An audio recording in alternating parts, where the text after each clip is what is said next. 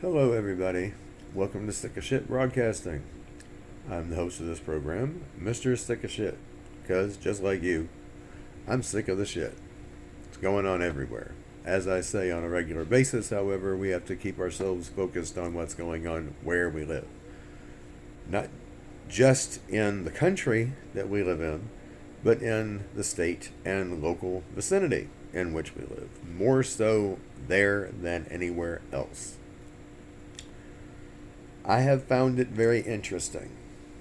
I reported some time ago, I think it was maybe more than once, about the genetically modified mosquitoes that were released in Florida by none other than Bill Gates. Of course, he claims that these mosquitoes are going to vaccinate people for a wide variety of diseases when they bite. Personally, I don't believe that. I believe they're going to infect people with a wide variety of diseases. Excuse me. When they bite. My own personal belief. Excuse me. Something that I noticed difference between last year and this year. Last year, when I would go out to water plants, I would get bitten by mosquitoes a lot if I didn't wear repellent or long sleeves and long pants, as well as biting flies. This year, and we're almost in summer, the weather has been quite warm for quite some time, I'm not being bitten by anything. There are flies, but the biting flies seem to be gone. I haven't run into any mosquitoes that are biting. I don't really even see mosquitoes at this point. I saw more when the weather was cool than I'm seeing now. So it's kind of making me wonder, even though these were publicly released in Florida, how many places have they been released where they haven't been publicly announced? It's making me wonder. Also,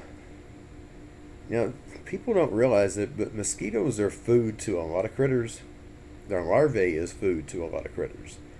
And if you get rid of too many of them, it's going to cause a major, serious disruption in the global food chain, which will then, in turn, of course, create even worse of a global food crisis than we're already seeing. Something I want to mention, a couple of things actually. President Metamucil has basically, within the last week or so, given complete authority to the WHO, WHO, you know who the WHO is, to decide what is going to be done in this country in the event of anything that they might possibly in the future consider to be a health threat. Our local and state officials are no longer in charge of that. They are now they are going to be taking their orders from them. So you decide for yourself whether you think that's a good or a bad thing. I personally don't like anyone who has not been elected being in charge of anything with reference to my whereabouts, where I go, where I do not go, what kind of medical access I have or do not have, or anything else for that matter. I need to be in charge of that, and I will be. You can be too. Learn about natural medicine is a good thing to do. I would learn as much as you can about that now. Nicole Napoleon. Look her up. Also, the Internet Archive. You need to go there.